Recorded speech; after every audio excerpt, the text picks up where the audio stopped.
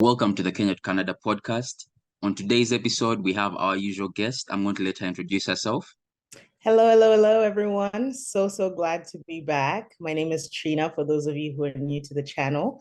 Welcome. For those of you who are just coming back, hello. Yeah, I think Trina has now stapled her intro. It's hello, hello, hello.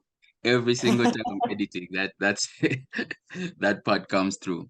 Yeah, I want to appreciate her for joining us today. We are going to be talking about student housing options in Canada, as she has been a student and has now transitioned into work life in Canada and is working towards PR. But she's going to share with us her experience while doing her master's degree at the University of Ottawa. And yeah, I think let's get into it. The first thing I would like to know is when you were selecting a school, did the accommodation play a role in that decision? When I was selecting my university to go to, no, not really. For me, it was just which university had majority of the courses in the field of my interest. I didn't really consider the availability of housing, because if you look at that as, if you make that your determining factor, it will be so tricky to pick a province to go to, let alone a city to go to, because the housing market is so weird all over Canada. So it'll be hard to pick. But yeah, I just looked at the university specifically once I got the admission and then I got the visa. Then I started looking at the accommodation and trying to figure out where exactly I'll be living. Okay, when you started this process, when you embarked on the process of looking for accommodation after you had got your submission, or rather your admission, what were some of the options that were presented to you? In fact, before we answer that question, did the university provide any sort of resource to help you with this decision? Yes, they did. They actually provided some links on how to find accommodation off campus housing. So because I was a master's graduate student, I don't think they have that much accommodation on campus for postgraduate students. Majority of the accommodation on campus is usually for undergraduate students, at least from my judgment and my experience and my interactions with fellow postgraduate students. So they did provide some links to some websites and pages of where you can find housing outside of the university, but not too far from the university. So Okay. still within like a walking distance, or maybe like a one bus ride kind of distance, where you can check and see and find some decent accommodation. Okay. Okay. So what options did you take a look at? You've been presented with these links. Maybe you could tell us what these links entailed, the type of housing or accommodation, and details like that. Yeah, so the links varied because in some of them you would find there was housing from a family. So a family has their 4 or 5 bedroom house. They have a room in the a unit in, for example, the basement that they want to rent out to a student. So there was a link that would direct you to accommodation of that sort, where you're just renting out a unit in a family's home. There was also a link that directed you to typical student housing, but not apartments. It was like a typical 4 bedroom house. Let's use that as the reference point. It was a 4 bedroom house, and you rent out a room while other students rent out the other rooms in the house as well. So in that situation, you're not living with a family, you're living with fellow students, but in someone's home. Then the other link was to, for example, apartment complexes. Just That before you go to apartment complexes, sorry about that. When you say a no, 4 bedroom house, the person would be renting the four of you. Say you're four students, he's renting or she's renting the four of you this property, basically. exactly. But now, when, unless if you come in as a group, let's say you come in with 3 of your other friends and you say, listen, we want to rent this full house to ourselves, then there's that deal where there's you agree on a certain price that you all chip in it collectively and pay for. There's also the option of, listen, I just want a room. I don't really care about who's in the other rooms. You can figure that out on your own. I just want a room and I'll be paying you my part of the rent, though you'll have to sort out the rest with them. There's also that option too. Mm. Okay, so the arrangement is determined by how you approach them. basically. Huh? Exactly.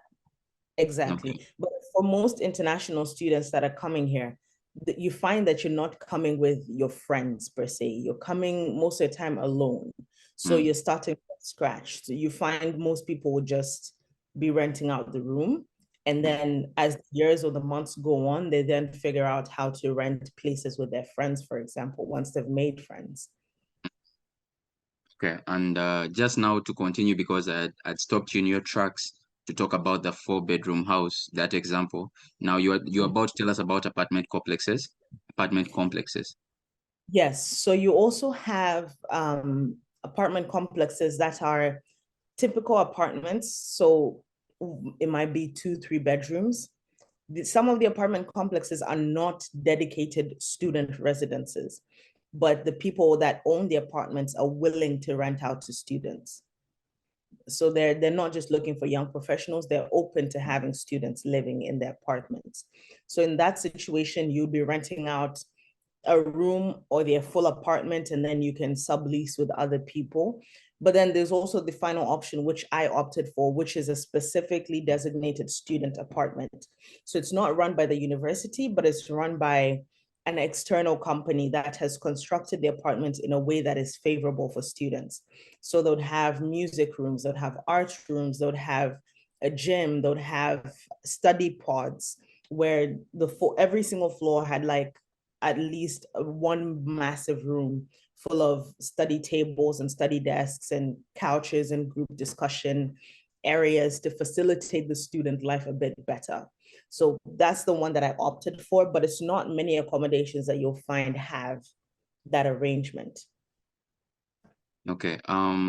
Did the university you went to have university run accommodation? They do. The Mm, university does have university run accommodation. It's very competitive. So the first priority they give, at least for me, because I did apply for university accommodation, the first priority they'll give is to undergraduate first year students. Those are the ones who are coming in with no clue at all. They don't really know much. As a graduate student, they would expect you to figure out to be able to figure out your way a bit better than an undergraduate student. So you're not really at the top of the priority list. mm, So I applied. They didn't get back to me in time. My my time for travel was fast approaching.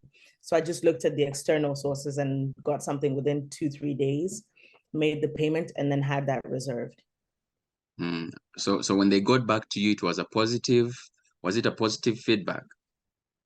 They didn't even get back to me. To this day, they've never got back to me. Okay. So it's probably one of those ones you need to follow up again. Huh? Exactly, exactly. I would imagine I might still be on the waiting list, or considering I finished, they probably removed me from it completely. I think you've mentioned something interesting in terms of the hierarchy uh, with which they select which students are going to come on campus. Uh, when I was studying at TRU, I think they also had an order.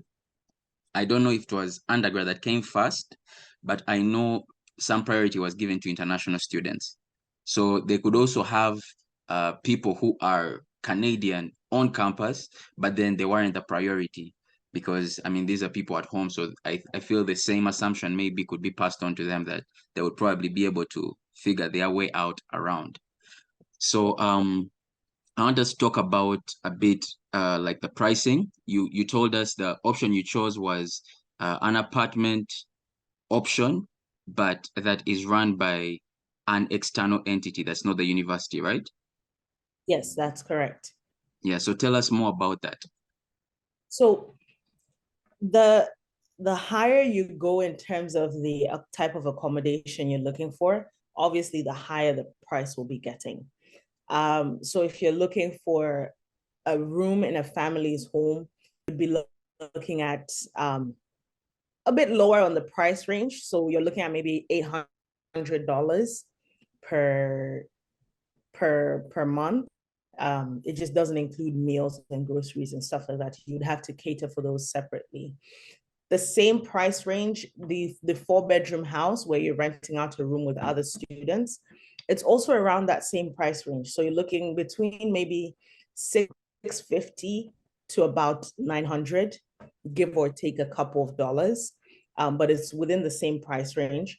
The apartment complex, the first one where you're renting with other students, but it's not specific for students, Mm, it depends. That one is it's very up in the air. I can't really like say it'll be this amount or this amount because it depends on the people you're sharing with.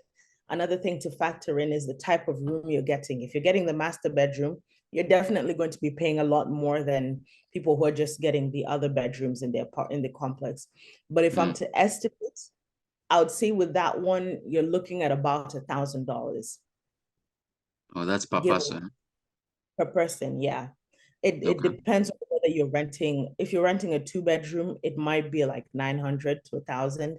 If you're renting a 3 bedroom, they might give you like a flat fee and say rent for this apartment unit is 2,500. And then you come in as a group of three and you figure out how to split that amount to make sure it meets up. So with that one, it can vary. With the Okay. option that I took, yes, Mm. No, no, I was going to ask you about the option that you took because that was the next thing you're about to explain. So, yes. With the option that I took, it cost me $1,350, mm, um, which is pretty it's pretty high if you ask me for a student to be paying. But if you think about the amenities and everything that came with it, it made sense. I didn't spend most of my time on campus. I had the study rooms right there. I didn't have to keep going to the library every time I needed to study. All my resources at that time were online, so I could access it wherever I needed. I didn't need to go and borrow a book from the library or anything of the sort. So it made sense for me to be in a unit like that where I could just go to the study pods, or I had access to very many amenities. It was in the heart of downtown too. So everything was very close by. The university was just like a 5-10 minute walk away. So once I factored all those in, it made sense for me. mm. Yeah. Okay. You mentioned different options with their prices. The cheapest one was it homestay? The cheapest one would be a room in the 4 bedroom apartment. So it would start at like 650. At like 650. That was that was the sharing option. For the homestay, you said the range is The homestay, you're looking at about 800, $900. 800, 900. Then the apartment complex that is not run by the school, that one would be looking at, you said about 1,000, right? Yeah, the one that's it's not run by the school, but it's also not like a designated student accommodation. You're Mm, looking, it might be 1,000, it might be more, or it might be less, depending on the agreement that you have with the people that you're sharing the apartment mm. with. Yeah. Okay, so you might share that apartment. I thought for that one we would be talking about like an apartment to yourself. That one is also shared. Oh no, an Mm, apartment itself is definitely on the pricier side. Um, that one you're looking at like it would be like a 2 bedroom apartment, for example, mm, where you can sign the agreement and say, I'll rent this apartment and I'll sublease one of the rooms to someone else. mm, So subleasing is where you make an agreement and mm, then all the rooms you rent it out to someone else. And then mm. that person basically pay you the rent, you add up your share, your part, and then pay it to the company. Okay. Yeah, So so you you you can you you have list the that. property for a full amount, but then you're going to you in the agreement you tell them you're going to sublease. Exactly, Okay. exactly. Okay. But All with that right. one is a bit tricky. I wouldn't advise people to go in for that one from the get-go. Because if Mm, you fail to find someone to sublease, that amount still falls on you. mm, It's if you're told to pay 2,500 for the 2 bedroom apartment and you fail to find someone to sublease and pay a little bit of that money, you're going mm, to have to be the one paying the 2,500 to the company. mm. Yeah. Okay, so what should a student be looking for when they're looking for housing, other than price, of course? Right. Other than price, look at the amenities that are being provided that are included in the price. So look at whether water bills are included in the price, whether there's heating. Heating is a very, very important one in Canada because it gets so cold. As I speak right now, it's pouring of snow outside. So it gets so cold. And if you don't have heating, it will be hard to survive. Look at whether electricity is included. All your bills, it would be ideal if you have them included in your rent amount, your rent price. That way, you're not having to top up $100 here or $50 here. It just wouldn't add up. Mm, Aside from that, look at the proximity, the location of your accommodation. Is it close to the university? If it's not close, are there bus stops nearby? Can you easily transit and get to university on time? Can you get out and get on the bus here or get out and get on the train here and make it to university without really panicking or thinking that you'll miss your class? Look at the neighborhood as well. There's some neighborhoods that are really, really safe. There's mm, other neighborhoods that are not, as you would expect anywhere. So you want to do a bit of your due diligence in terms of looking at the safety, the crime rate in those neighborhoods, what kind of people are known for staying in those neighborhoods, what exactly is it like? Now, mm. you're not going to get guaranteed safety in any neighborhood. It's not possible, but as much as possible, as much safety as you can get, that would be ideal. Those are the main ones that I took into account, at least when I was looking for my accommodation. Okay, thanks for sharing that. I feel like those are a lot of pointers. Another question I have is having stayed in three places because you did the apartment complex that is university recommended but is not run by the university, and then you did homestay as well for a bit, and Mhm. then now you have your own place, right? A question maybe I know this question popped up before I'd forgotten. Now I'd like to ask it. How much rent do you pay? Because I know you have an apartment at the moment. Right. Number one, how many rooms is it? And then how much do you pay? Right. So, funny enough, I have a one-bedroom apartment right now. Mm, And I pay the same price that I paid for the student accommodation downtown. So I'm paying 1350, mm, minus obviously bills, because now it's me. It's not like anything student related. So I have to pay bills, electricity, and stuff on top of that. But amenity like gym amenities, and all this here. exactly. So rent on its own is 1350 minus all those additional costs. The thing with the place I'm at right now, it's the regular price for a one-bedroom apartment. That you're not going to, it will be hard to find something cheaper than this if you want a one-bedroom apartment as a young professional. Um, Especially if you're on like the outskirts. The closer, I'm not too far from the city, but I'm not in the heart of the city. If you're in the heart of the city, you're looking at about like 1,600, 1,700 for a one bedroom apartment, which is a bit crazy to be paying for rent right now. Mm, So yeah, it's the same thing as downtown, my accommodation downtown. It's just that now I have to pay additional bills and little costs on top. okay. Maybe before we move on to the question I had about each of the places you've stayed, I would like you maybe to give us an estimate of what inclusive of the rent, that the 1,300, how much more do you add in order to cover your household expenses on average, on an average month? Excluding groceries.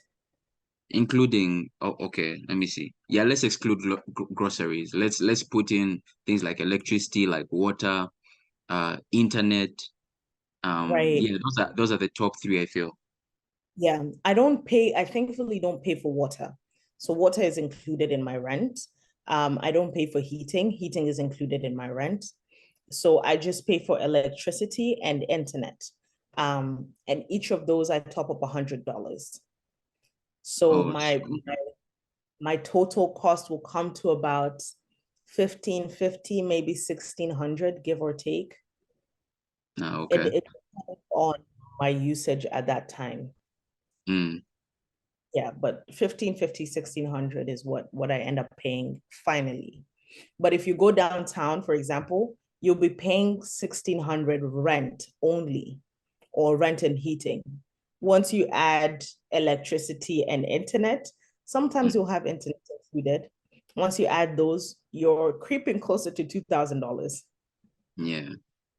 Yeah. Yeah, I guess that's useful information for a few of our people in the audience. Maybe more mature people in the audience. Maybe they are going for their masters or they are looking to get a space of their own. I think the information you've just shared is going to be very important for them.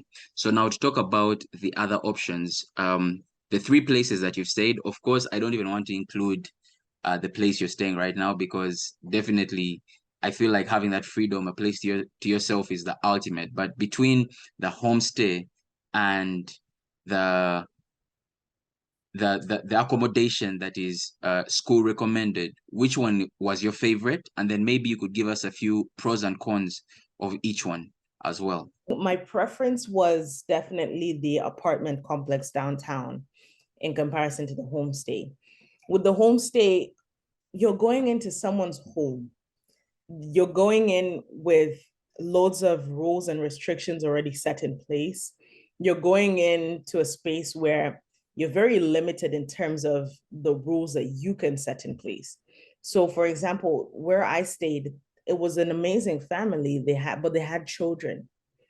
I love children, but not at 6 a.m. when they're running and their little feet are like, kind of trotting on the ground so loud. And I've had a late night or I've spent the night studying. Mm, I've slept at 2 a.m. At 6 a.m., you're hearing like little feet stumping on the ground and things dropping and cars running over and, screaming and shouting. You don't get that in the university accommodation the student accommodation that I stayed in. It was, if someone's making noise, I can come knock on your door and be like, hey, keep it down. You're making too much noise. In someone's home, I can't really do that. It doesn't make sense, you're in their space really. mm-hmm, Um, there were also so many restrictions in terms of like the number of times I could cook, because you factor in the fact that you have to look at the fact that you're paying a flat fee, but they're still paying electricity bills.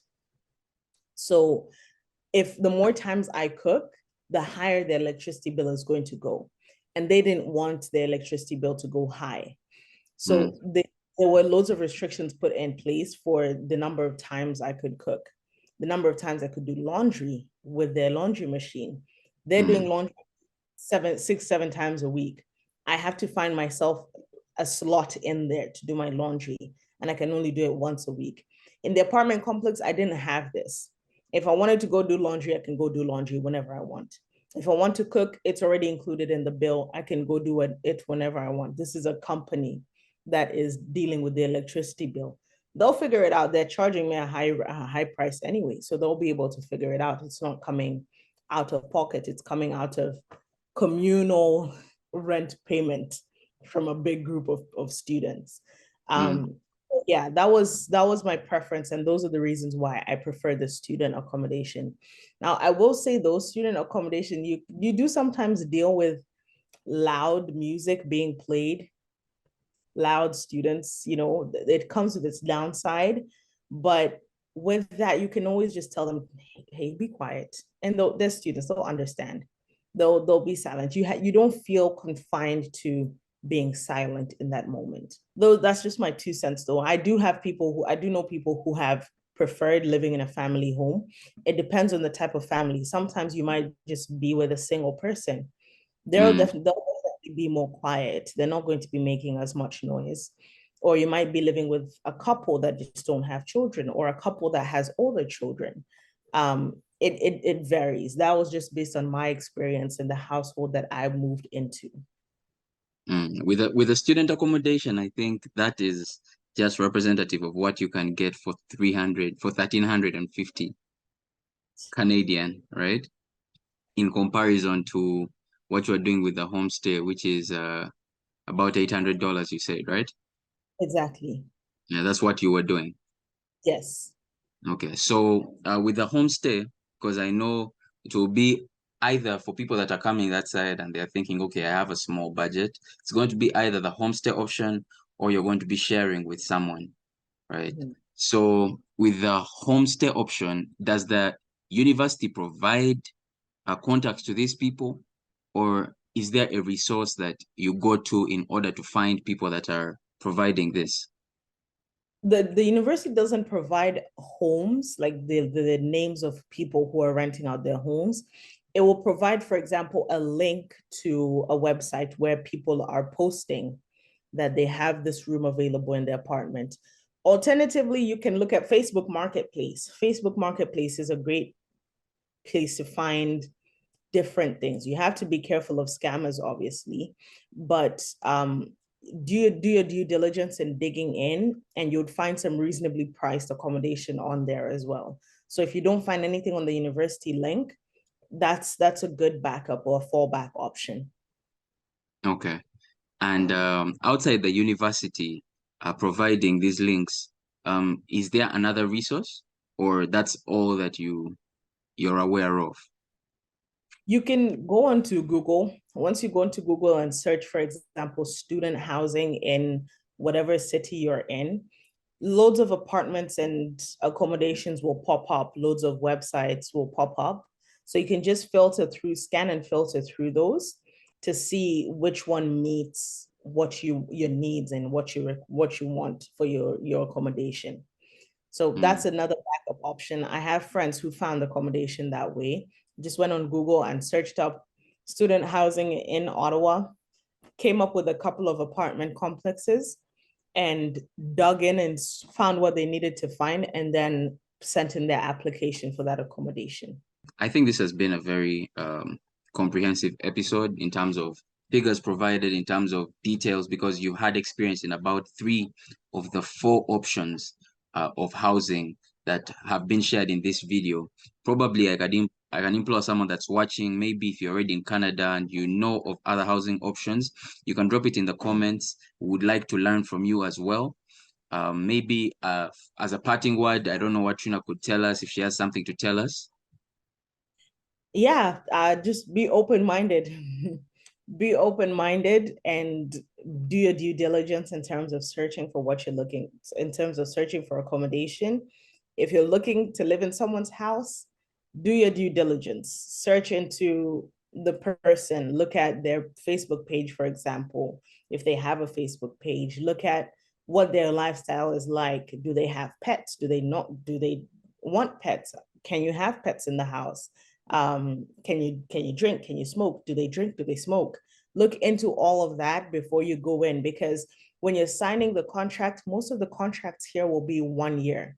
It's very rare that you'll get something that's under 1 year. And once you Mm. enter, getting out of it is a bit tricky. You'll have to find someone to replace you, and then there's fees involved. So you have to be sure that what you're going into is what you'll be comfortable with for a year. Okay. Solid, solid. And really, that's where this episode ends. I would like to know if you have any questions. Maybe you feel like we didn't extensively cover this topic and you have a few questions, drop them in the comment section. We shall be doing a few live sessions. I'm not sure if they're going to be live yet or we shall pre-record, but where we are going into the comment section and answering questions because we've seen a few from some of you. So kindly drop your feedback and yeah, we look forward to hearing back from you.